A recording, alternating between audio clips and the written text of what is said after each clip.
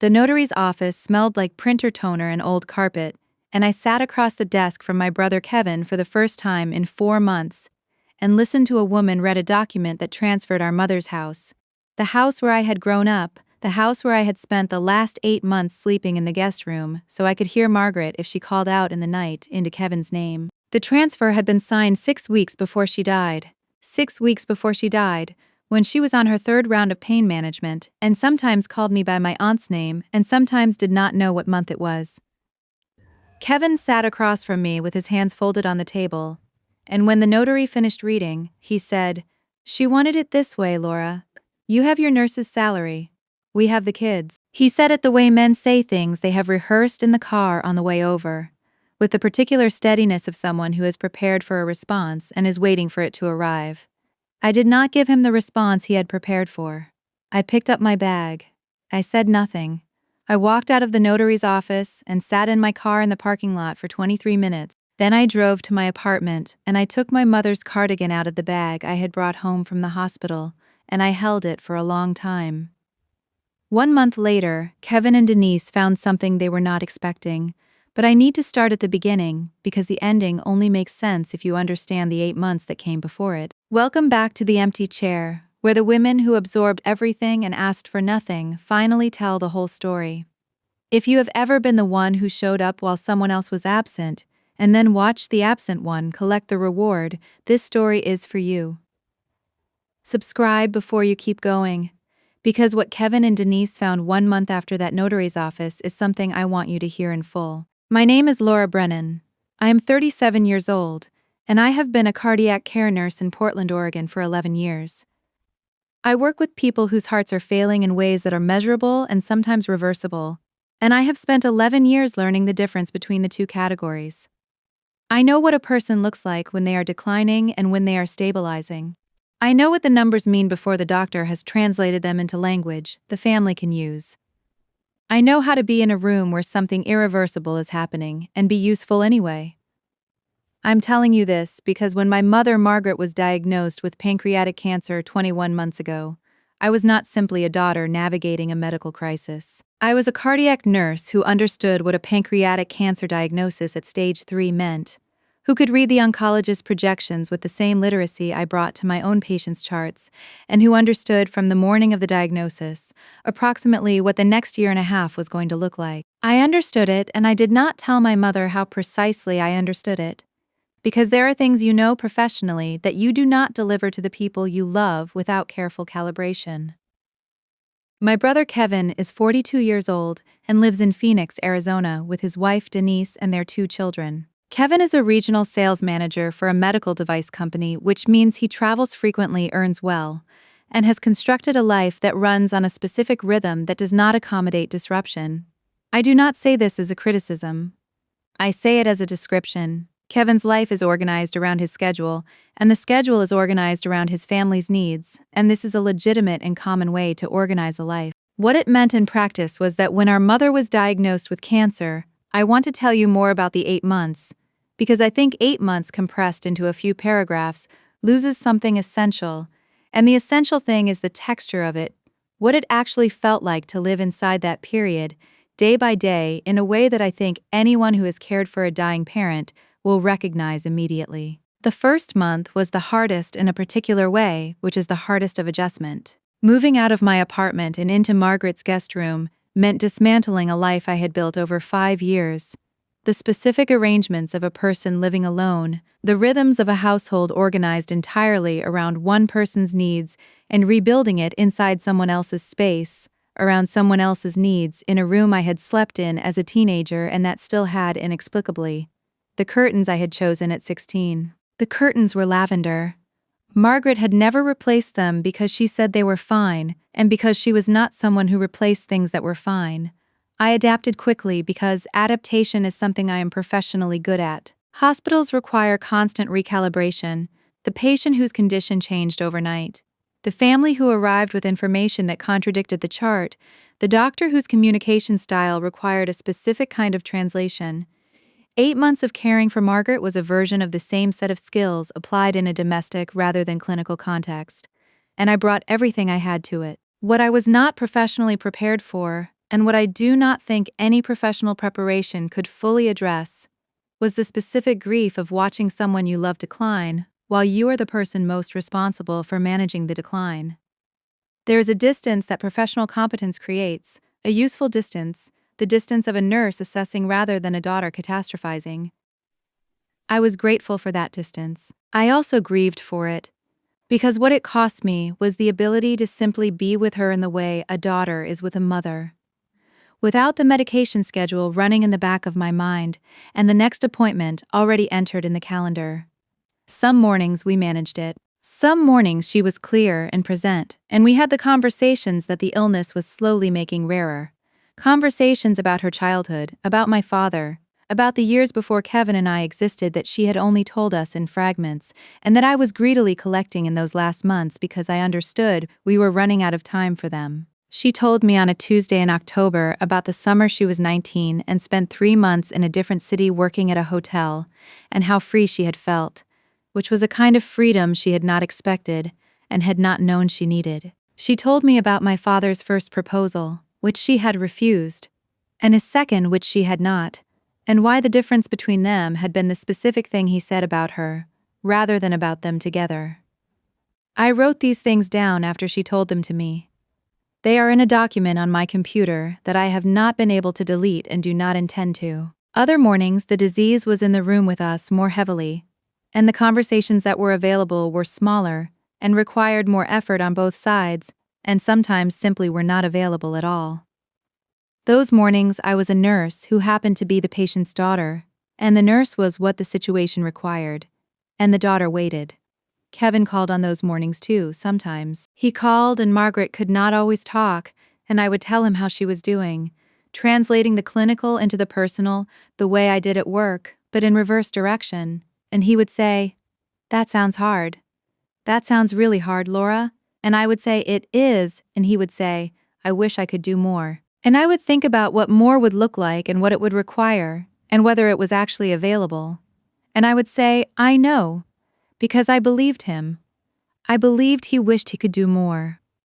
What I did not know in those conversations was that he was also, in parallel, doing something specific that would eventually require an attorney to undo. And the treatment began, and the appointments multiplied, and the paperwork accumulated, and the nights became the kind of nights that require someone to be in the house. Kevin was in Phoenix. He called. He called regularly. I want to be clear about that. -2 or 3 times a week. Sometimes more. Calls that lasted long enough to be real, and in which he asked specific questions about her condition and her treatment and her state of mind. He was present by phone in a way that was genuine, and that meant something to Margaret, who loved her son and was glad to hear from him. He came to Portland 3 times in 8 months. The first time was in October, when the diagnosis was new and the treatment had just begun, and it was still possible to believe, if you were coming from a distance and staying for 5 days, that the situation was manageable. He took her to 2 appointments and cooked dinner 4 nights and helped me rearrange the furniture in her bedroom to make navigation easier. He was helpful and present and genuinely shaken by seeing her in person in a way that the phone calls had not prepared him for. When he left, he hugged me and said, "Tell me what you need, I mean it." I told him what I needed. He said he would try. The second time was in January, when she had her first significant decline. He came for 4 days. He sat with her, he brought the grandchildren's drawings, he met with the palliative care team. He left on a Sunday evening and I drove him to the airport and he said, in the terminal before security, "You're incredible, Laura. I don't know how you do this." I said, "I don't really have a choice."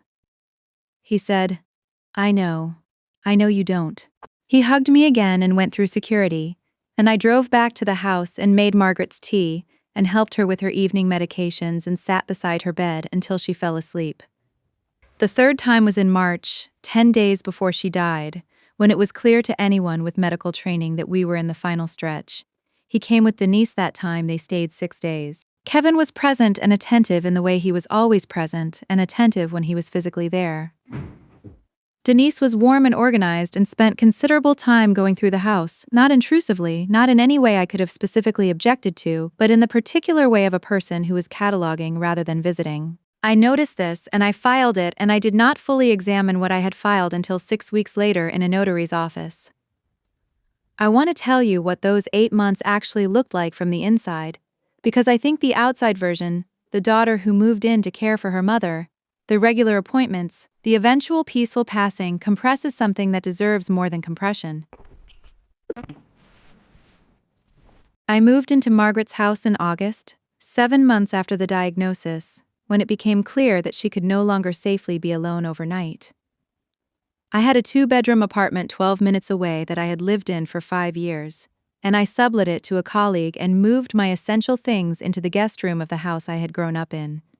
I kept my job. I worked 3 12-hour shifts a week at the hospital, Sunday, Monday, Tuesday, and spent the rest of the week managing my mother's care.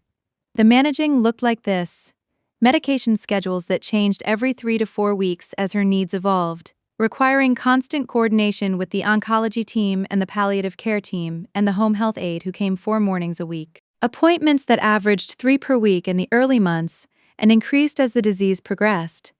Insurance paperwork that had its own logic and its own timeline, and that required attention at moments when attention was the last thing I had available. Phone calls with the pharmacy, with the insurance company, with the specialist who had a 6-week wait time and whose office I called every 3 days until a cancellation opened up. And underneath all of the logistics, which I could manage with professional competence, was the other thing, the thing that professional competence does not fully prepare you for, which is watching your mother become smaller. Not just physically, though the physical change was significant and visible, and something I tracked with the clinical part of my brain, even when the rest of me did not want to track it. But in the other ways, the way her world contracted as movement became harder. The way certain conversations became unavailable as the medications affected her processing.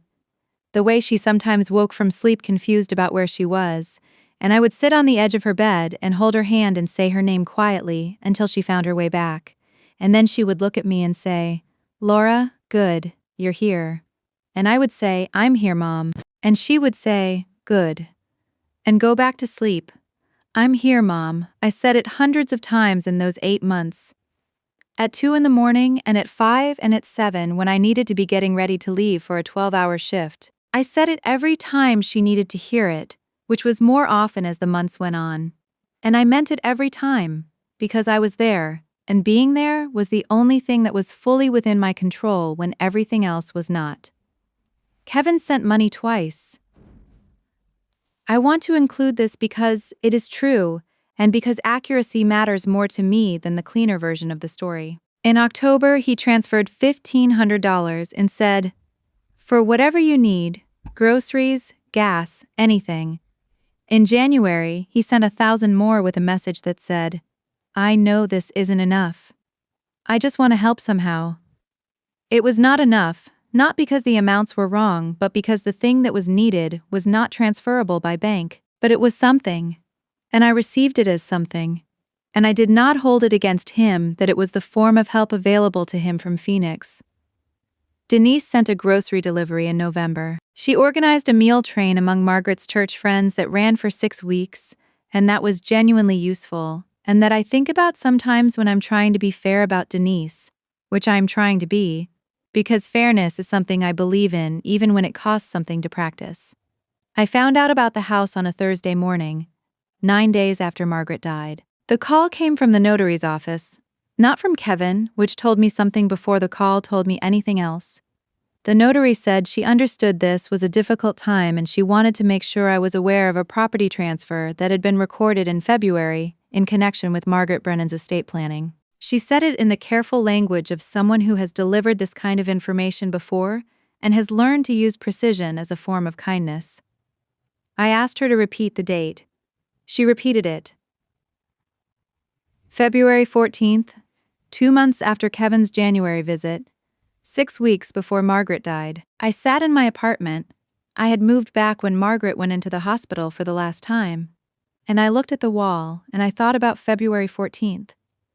I thought about what Margaret had been like in February. She had still been lucid for significant portions of the day, but the significant portions were smaller than they had been in January, and there were hours, particularly in the late afternoon and early evening, which the palliative care team had noted as a common pattern, when she was not fully tracking.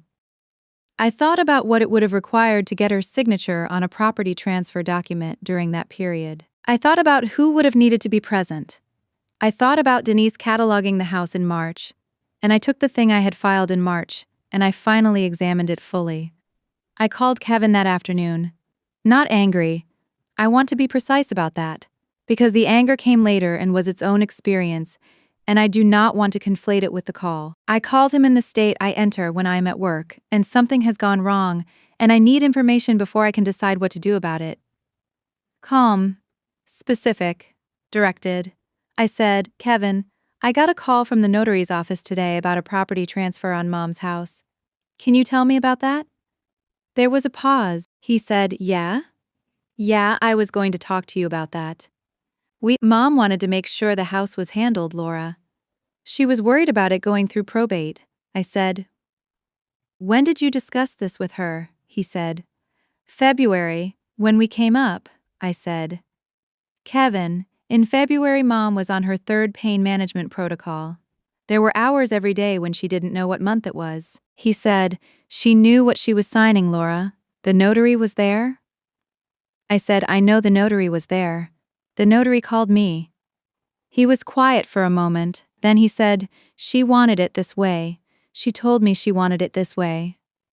I said, did she tell you that before or after you brought a notary to her house? He did not answer that question.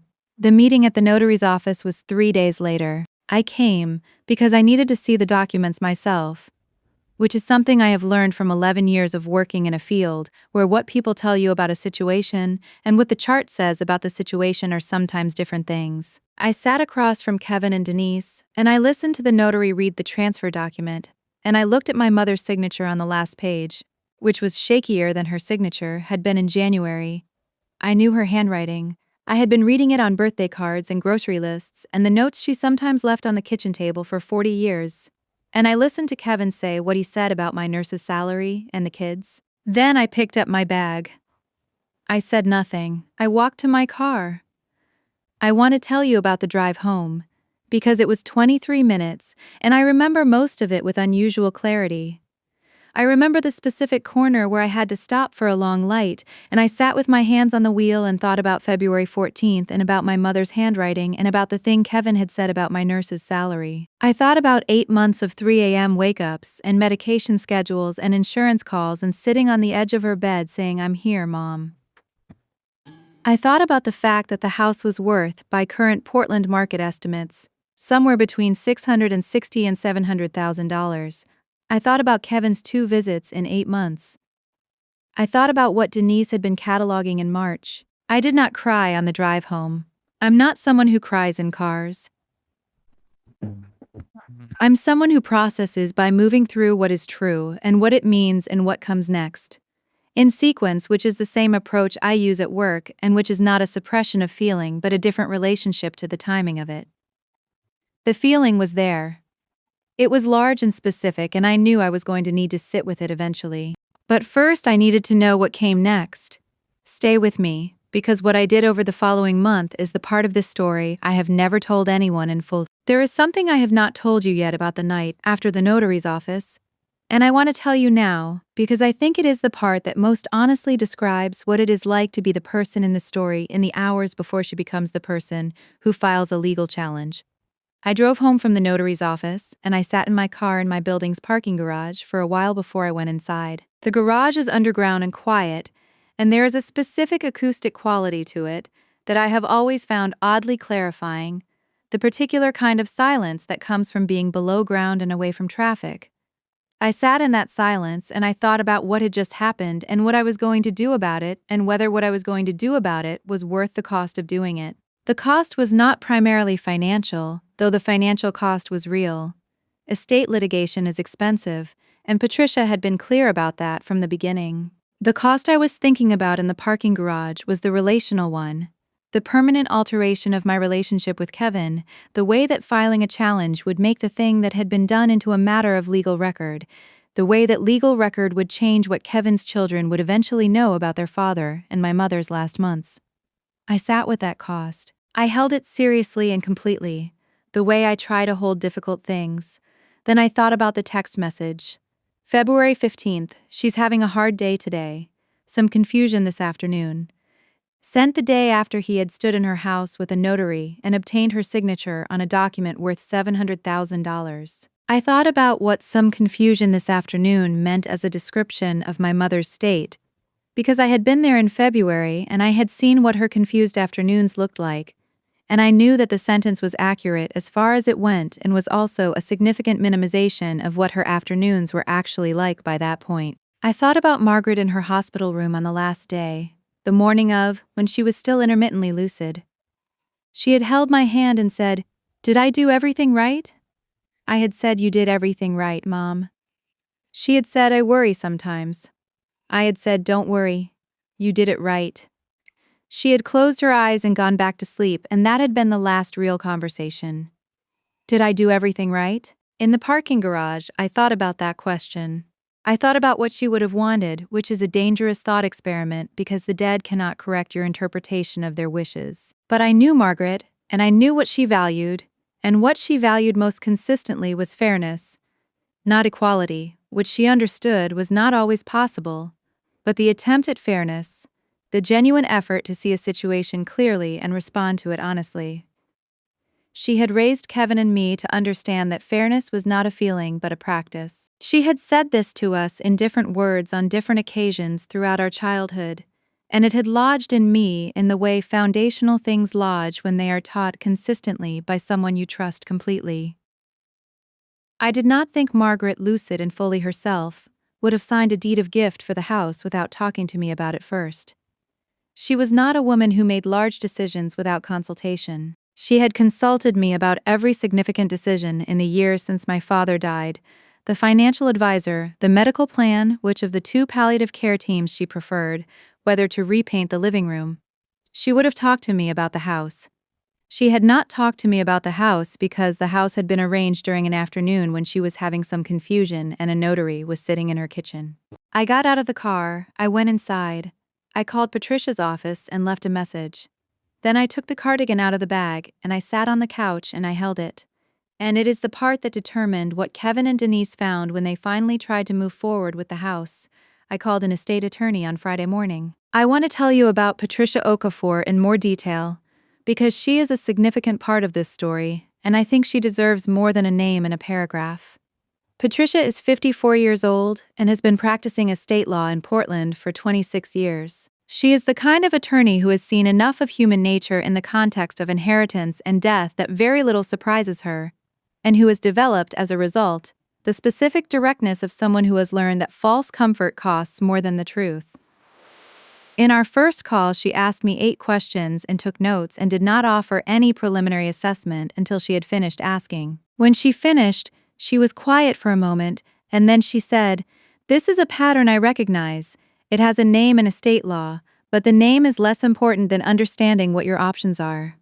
She told me what my options were. She told me what each option required and what each option risked. She did not tell me what to do. I called her back the next morning and told her I wanted to file the challenge. She said, "All right, send me everything you have." I sent her everything I had. The care log was 147 pages. The pharmacy records covered 6 months of prescriptions. The medical appointment records covered 31 visits over 8 months. The text messages from Kevin numbered in the hundreds, and I had organized them chronologically with irrelevant ones flagged. Patricia called me on Monday and said, "Laura, you kept extraordinary records." I said, "I'm a nurse, it's what we do." She said, "It's going to matter." She was right. The process of building the case was its own education in the ways that families manage the transfer of assets in ways that are technically legal and procedurally accomplished, and that are at their core the exploitation of a specific window, the window of a dying person's diminished capacity and a surviving family member's distraction by the care itself. Patricia explained to me that this pattern occurs in a significant percentage of cases involving a person with a terminal diagnosis, a family home of substantial value, and an adult child who is not geographically present during the care period. The absent child, in possession of the energy and attention that the present child cannot spare, arranges things during the window. The present child, occupied with the actual dying, does not find out until afterward. She said this without judgment about Kevin specifically, as a description of a common pattern rather than an assessment of a particular person, and I found that easier to receive than the alternative would have been. He was not uniquely villainous. He was a person who had seen an opportunity and had made a calculation and had acted on it, and the calculation and the action were his responsibility, and the pattern he fit into did not excuse him. But it helped me to understand it as something that happens in the world, rather than something that happens specifically to me. I thought about this distinction a great deal during the 4 months of the legal process, and I'm still thinking about it now. The distinction between what is personal and what is structural is one of the more useful cognitive tools I have found for navigating the kind of harm that arrives wrapped in family. What Kevin did was personal. He made specific choices about a specific situation that involved me and my mother. It was also structural. He fit into a pattern that has a name in a state law because it happens often enough to require one. Understanding the structure does not eliminate the personal, but it relocates some of the weight of it, which is sometimes the difference between being able to function and not being able to function. And I needed to function because there was a legal process underway that required my full attention. Her name was Patricia Okafor, and I found her through a colleague at the hospital who had used her firm 2 years earlier for a similar situation. I want to say similar situation carefully, because what I mean is a situation in which a family member had taken action regarding a dying person's assets in circumstances that raised questions about the dying person's capacity to make informed decisions. Patricia had handled several of these.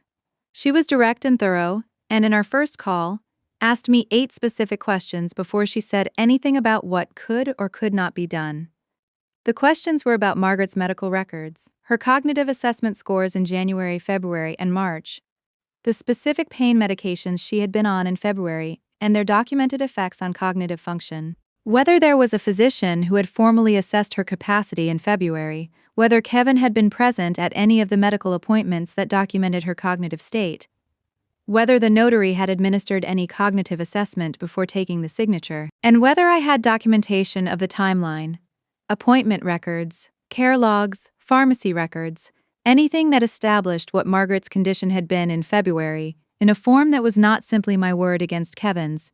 I had all of it. I had all of it because I'm a nurse, and I keep records, and I had been keeping records since August, not because I anticipated needing them for this purpose, but because keeping records of a patient's care is something I do automatically, professionally, the way other people automatically lock their doors or check their phone before bed. I had a care log that I had maintained since moving into the house, daily entries noting her medication times, her cognitive status, any changes in her condition, significant conversations, appointments, and their outcomes. I had copies of her medical records from every appointment I had attended. I had the pharmacy records for her February medications. I had text messages from Kevin in February in which he described his visit and Margaret's state, and in which he had, in one message, said she's having a hard day today. Some confusion this afternoon. I had a text message from Kevin, dated February 15th, the day after the property transfer was signed, in which he described his mother as having some confusion this afternoon. Patricia read everything I sent her over the weekend. She called me Monday morning. She said, "Laura, I want to be straightforward with you about what this documentation establishes and what it doesn't." She said, "The transfer is recorded and legally executed. Reversing it will require demonstrating that your mother lacked the legal capacity to execute it at the time of signing, or that she was unduly influenced. Both are possible arguments based on what you've sent me. Neither is guaranteed," she said. "But there is something else here that I think you need to see." She had reviewed the property records more carefully than I had, and she had found something I had not known to look for. The transfer document had been recorded in February, but the deed of gift, the actual instrument transferring ownership, had been prepared in January, 10 days after Kevin's January visit, when he had said, standing in the airport terminal, "Tell me what you need. I mean it." He had gone home from the January visit and hired an attorney to draft a deed of gift for our mother's house. He had gone home from the visit where he had seen his mother declining and held her hand and met with the palliative care team. He had gone home and hired an attorney and drafted the documents and come back in February with the documents and a notary and obtained the signature. I sat with that for a long time. Patricia filed the challenge to the transfer on a Tuesday morning, 5 weeks after the notary's office. The challenge was based on 3 grounds: Margaret's documented cognitive impairment at the time of signing, evidence of undue influence based on the timeline of document preparation, and Kevin's failure to disclose the transfer to Margaret's other adult child, me, until after it had been recorded. The third ground was the one Patricia was most confident about, because the disclosure requirement in Oregon estate law is not ambiguous, and Kevin had not disclosed. Kevin and Denise found out about the challenge on a Wednesday. I know this because Kevin called me Wednesday evening. He did not sound the way he had sounded in the notary's office, measured and prepared. He sounded like someone who had received unexpected information and had not yet decided what to do with it. He said, "Laura, what are you doing?" I said, "I filed a legal challenge to the property transfer." He said, "Why? Why would you do this?" "Mom wanted," I said. "Kevin, you hired an attorney to draft those documents 10 days after your January visit. Mom was still declining when you came back in February with the notary." He said, "She understood what she was signing." I said, "The care log from the day before the signing documents that she spent 40 minutes that afternoon believing she was talking to your father. Dad has been dead for 11 years. He was quiet. Then he said, 'This is going to cost us both a lot of money.' I said, 'I know.' He said, 'Is that what you want?' I said what I wanted was for Mom's last months to be as peaceful as possible. What I wanted was for her wishes to be carried out in a process she could genuinely participate in. What I wanted was to not find out about a property transfer from a notary 9 days after she died." He didn't respond to any of that directly. He said he needed to talk to Denise. The legal process took 4 months. I'm not going to walk you through every step because 4 months of estate litigation is its own kind of exhausting, and the procedural details are not the story. The story is what happened at the end of it. The challenge was partially successful. The court found insufficient evidence to overturn the transfer on the grounds of cognitive incapacity alone. The notary's testimony and the document itself met the legal threshold, and proving incapacity requires a higher standard than the evidence I had could meet on its own. But the court found the failure to disclose to be a material procedural violation and ordered a remedy. The remedy was a monetary settlement paid from the property's equity, which by the time legal fees were accounted for on both sides, amounted to significantly less than half the house's value, but significantly more than zero, which was what Kevin had intended me to receive. Kevin and Denise kept the house. I received a settlement. The house is theirs, and it will remain theirs, and I have made my peace with that, in the way that you make peace with things that are not going to be what they should have been, which is by deciding that what you obtained is what the process was able to provide, and that the process was worth going through regardless of the outcome. What the process gave me beyond the settlement was the documentation. The complete formal, legal record of what had happened, what had been done when it had been done, and what my mother's condition had been when it was done. That record exists. It is in the court file. It is not going anywhere, and anyone who looks at it, any future legal proceeding, any family conversation, any version of this story that Kevin tells to his children or to anyone else will encounter it. I want to tell you about the cardigan, because I think it is the part of this story that is hardest to tell, and the most important to tell honestly. I took it from the hospital the day she died. She had worn it to every appointment in the last 6 months. It was soft and warm, and she said it helped with the chill she always felt in hospital rooms, which is a real phenomenon and one I recognized from my own work. I folded it and put it in the bag with her other belongings, and I carried it out of the room and down the elevator and across the parking lot, and I put it in my car. That night and for several nights after, I held it. Not in any ceremonial way, just held it, sitting on my couch in my apartment, the way you hold something that belonged to someone when the person is no longer available to hold. It smelled like her soap. The smell fades. I knew it would fade, and it did. And there was a specific morning when I picked it up, and the smell was gone, and I sat with that for a while. The cardigan is on the hook behind my bedroom door now. I do not hold it anymore. I look at it sometimes when I'm getting ready for work, and I think about her in the hospital room saying, "Laura, good, you're here." And I think about the fact that I was there, 8 months of being there, every night and every 3 a.m., and every insurance call, and every appointment, and every moment she needed to hear her name said by someone who loved her. Kevin was not there for those moments. Kevin sent money twice and called regularly, and came 3 times and hired an attorney 10 days after his January visit. These are all true things, and they coexist in the same story. And I have had to learn to hold all of them at once, rather than selecting the ones that make the story simpler. What I will not do is simplify the 8 months. They were what they were. I was there, and being there mattered. And the fact that someone attempted to translate my absence from the property transfer into an argument about my nurse's salary does not change what being there was, or what it cost, or what it meant to her. I want to tell you about something that happened during the 4 months of the legal process that I have not told anyone, not Patricia, not the colleagues at the hospital who knew in general terms what I was going through, not the friend who brought me dinner twice a week for the first month, because she understood, without being told exactly why, that I needed someone to bring me dinner. About 6 weeks into the process, Kevin sent me an email. Not through the attorneys, directly, to my personal email address, which meant he had made a deliberate choice to communicate outside the legal channel. The email was 3 paragraphs. The first paragraph said he had not anticipated that I would interpret the transfer the way I had interpreted it, and that he wanted me to understand that the intention had never been to exclude me, but to protect the asset from the complications of probate. The second paragraph said that Margaret had expressed to him on multiple occasions that she was worried about the house and wanted to make sure it stayed in the family, and that he had been trying to honor that wish. The third paragraph said, "I know this has been hard. I know you were there every day and I wasn't. I don't think I've ever properly told you how much that meant to Mom, and how much it means to me. I'm sorry this turned into something legal. I wish it hadn't." I read that email 4 times. I want to be honest about what it did to me, because the honest version is more complicated than either the version where I was unmoved by it or the version where it changed everything. It moved me. The part about Margaret expressing worry about the house was probably true. She did worry about things like that.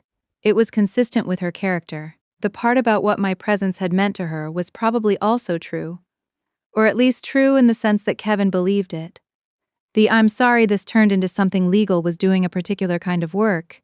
It was an apology for the process rather than for the act that initiated the process, which is a specific kind of apology that is worth examining carefully rather than accepting at face value. I did not respond to the email, not because I had nothing to say, but because anything I said was now part of a legal situation, and Patricia had been clear that direct communication with Kevin during the process was inadvisable, and I had decided to follow her advice completely in the areas where her expertise exceeded mine. But I kept the email. I read it sometimes, in the evenings, in the months after the legal process concluded, when I'm trying to be fair about Kevin in the way that I keep trying to be fair about Kevin. It helps me remember that the situation was not simple, that Kevin is not a cartoonish villain but a person who made specific choices that caused specific harm, and who also, apparently, understood on some level that something had gone wrong. Both of those things are true. I have learned to hold them simultaneously, which is not the same as forgiving them, but is a necessary part of carrying them. The 4 months of the legal process also changed how I thought about the 8 months of care, and I want to describe that change because I think it is important, and because I think it is something that happens to a lot of people who have been in situations like this one and who have never quite named it. Before the notary's office, I had not thought of the 8 months as something that had a value that could be compared to something else. It had a cost: the sublet apartment, the reduced social life, the specific physical and emotional toll of the care itself. But I had not thought of it as something with a monetary equivalent that could be set alongside a property transfer and evaluated. The notary's office did that. Kevin's comment about my nurse's salary did that. The legal process, which inevitably puts a number on things because that is what legal processes do, did that. I found this unexpectedly painful, in a way that was distinct from the original pain of finding out about the transfer. The original pain was about betrayal, about what had been done while I was in the house every night. The secondary pain was about translation, about having the 8 months converted into a value that could be compared to a dollar amount and found insufficient. "You have your nurse's salary" was Kevin's translation of the 8 months into language that could justify the arithmetic. It was a bad translation. But the fact that a translation had been made at all, that my presence at my mother's bedside could be entered into a calculation on one side of a ledger, was something I had not anticipated and that I had to sit with for a long time. Patricia, when I told her about this, said caregiving is consistently undervalued in estate situations. It is one of the most persistent inequities in how families distribute the labor and the assets of aging and death. She said it matter-of-factly, as a structural observation rather than a personal one. I appreciated the matter-of-factness. I appreciated being told something true, without it being softened. The settlement did not translate the 8 months into its equivalent value. No number could, and I knew that, and Patricia had been clear that the settlement was based on procedural grounds rather than a valuation of the care I had provided. But it established, in a legal document that is now part of the public record, that something had been done improperly, and that the impropriety had consequences. That mattered to me more than the amount. The amount was something, the record was everything. I have not spoken to Kevin since the legal process concluded. Not because I made a decision to cut off contact. I did not make that decision explicitly, but because the conversation that would need to happen for contact to resume is one that neither of us has initiated, and the months have accumulated in its absence, and I have found that I can live without it in a way I could not have predicted a year ago. There is a specific quality to the grief that follows a situation like this one that I want to describe, because I think it is misunderstood from the outside, and because I needed to understand it myself before I could begin to carry it properly. The grief is layered. The first layer is for Margaret, for her death, which was its own complete loss, separate from everything that followed. That grief arrived first and is the most straightforward, in the sense that it has a clear object and a clear cause, and follows the recognizable shape of grief as most people experience it. I miss her. I miss her every day in the specific ways that you miss someone who is a continuous presence in your life, and then was not. I miss her voice, which had a particular quality, slightly husky in the mornings, warmer as the day went on. I miss her handwriting, which I see sometimes on the birthday cards I have kept in the box at the back of my closet. I miss the Sunday phone calls we had had every week since I moved out at 22, which I did not know were going to end until they did. The second layer is harder to name and harder to carry because it does not have the same recognizable shape. It is the grief for what was done to the end of her life, for the fact that her last months included, without her full knowledge or understanding, an arrangement that would have troubled her deeply if she had been able to understand it fully. I think about this sometimes, whether she knew, whether in some portion of her clouded February afternoons she had understood what she was signing, and whether that understanding had produced something like distress that she had not been able to articulate, and whether I had been there and had missed it because I was managing the medication schedule. I do not know the answer to that. I will never know the answer to that. I have had to make peace with not knowing it, which is a specific kind of peace that does not feel like peace in the traditional sense, but is the only thing available when the answer is gone. The third layer is the grief for the relationship I thought I had with Kevin, which turned out to be different from the relationship that actually existed. This is perhaps the most common form of grief in situations like this one, and also the least discussed, because it requires admitting that you were wrong about something fundamental, that the person you thought you knew made a choice that the person you thought you knew would not make. Kevin called me incredible in an airport terminal in January. 10 days later, he hired an attorney to draft a deed of gift for our mother's house. Both of those things are true, and I cannot make them cohere, and I have stopped trying. Some things do not cohere. You carry them in their incoherence, and you do not resolve them into something simpler, because the simpler version would be a lie. What I have found in the year since Margaret died and the months since the legal process concluded is that the layers of grief do not diminish sequentially. They are present simultaneously, at different weights on different days, and the weight shifts in ways that are not entirely predictable. Some days, the first layer is heaviest and I'm simply a daughter who lost her mother. Some days, the third layer is heaviest, and I'm a person thinking about what it means to have misjudged someone you trusted for 40 years. Most days, all three layers are present at some manageable level, and I go to work and come home and make dinner and sit on my couch in the apartment I moved back into after Margaret died, and the cardigan is on the hook on the back of the bedroom door. And I'm learning to live in a life that has been reshaped by the year just ended.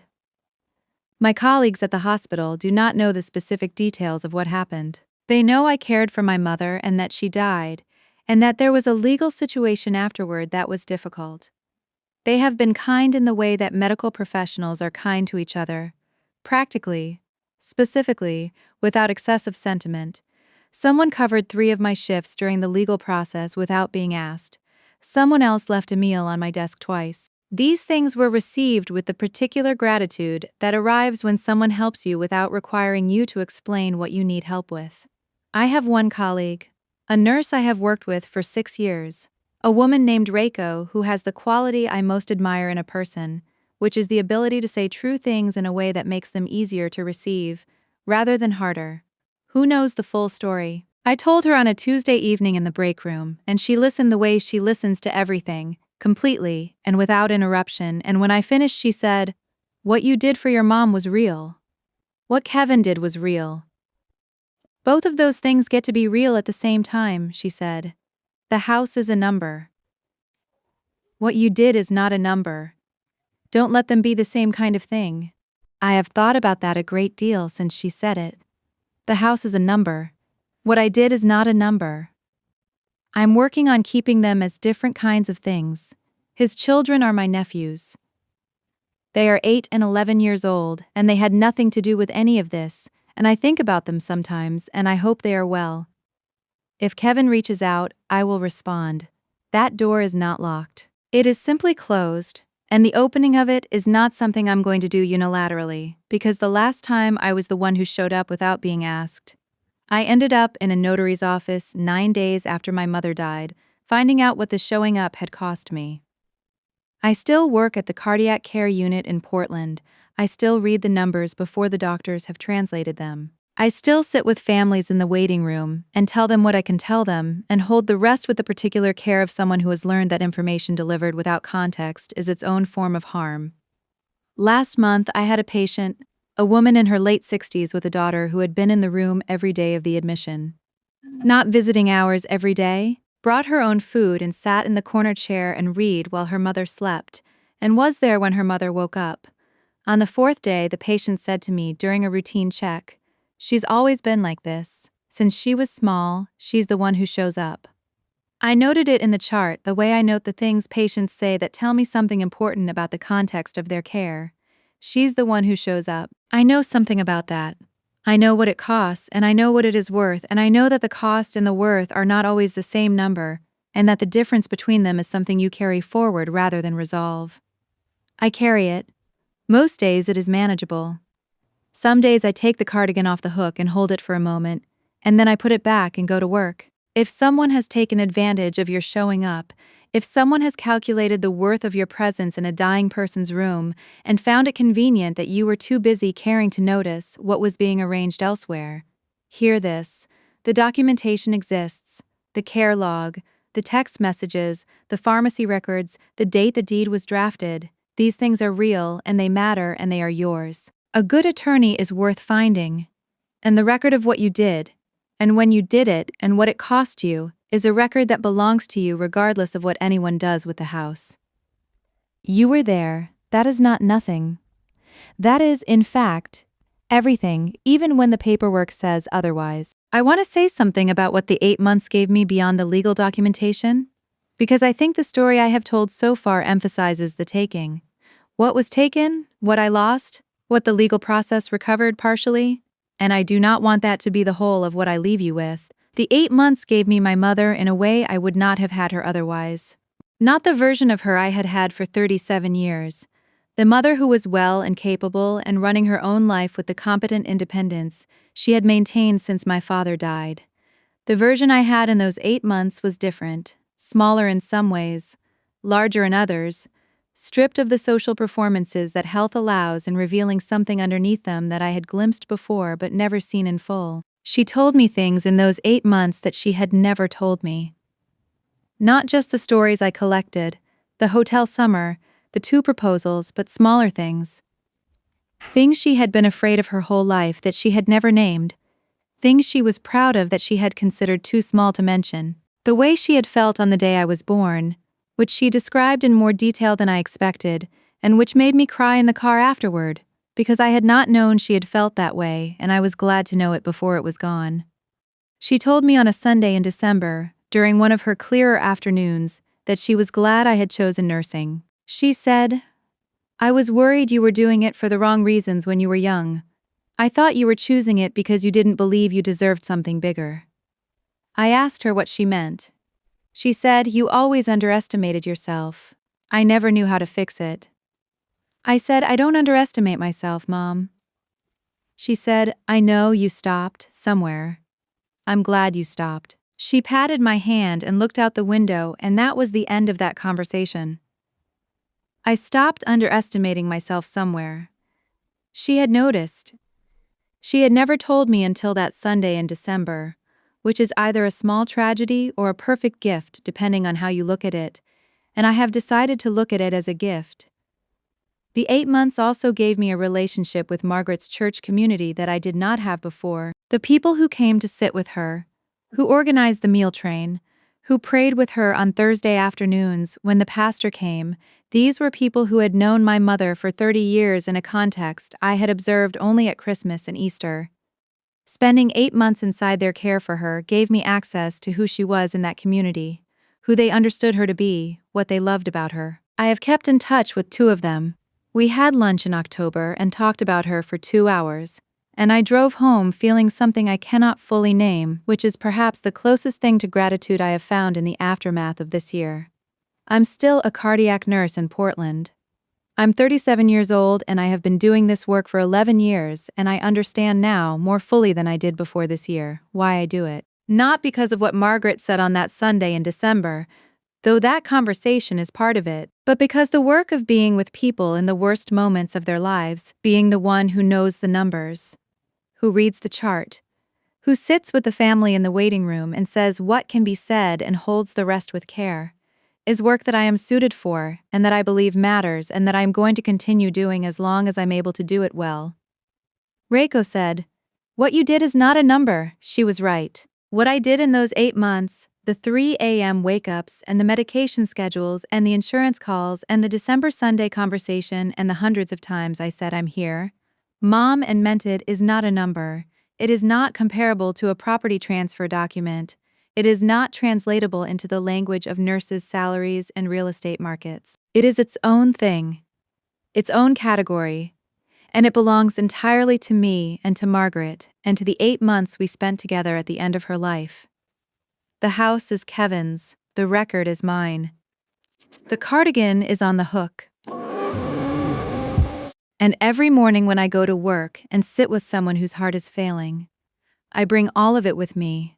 The 8 months, the notary's office, the parking garage, the legal process, the grief in its 3 layers, the Sunday in December, the document on my computer that I have not deleted. I bring it all and I use it, because the best thing you can make from a hard year is a better version of yourself in the years that follow, and that is what I'm working on making. If you cared for someone who was dying and came out the other side into a world that had been rearranged while you were not looking, hear this. Your presence was real. The nights were real. The medication schedules and the 3 a.m. wake-ups and the conversations that only happened because you were there to have them, all of it was real. And all of it mattered. And the fact that someone attempted to quantify it and found the number convenient does not change what it was. Keep the records. Find a good attorney if you need one. And know that what you did in that room is not something anyone can transfer into their own name. It belongs to you and to the person you cared for, and it will belong to you for the rest of your life. There is one more thing I want to say before I let this story go, and it is about the patient I mentioned, the woman in her late 60s whose daughter was in the room every day of the admission. She was discharged on a Friday. The daughter came to find me before they left to say thank you, which patients' families sometimes do, and which I always receive with the same response, which is that it was my job and I was glad she was going home. But the daughter held my hand for a moment and said, "I can tell you understand what this is like. Being the one who stays." I said, "I do." She said, "It's lonely sometimes. Even with her right there, it's lonely." I said, "Yes, it is." She looked at me for a moment and then she said, but it's also the only thing I would have done. It was never really a choice. I said, no, it isn't.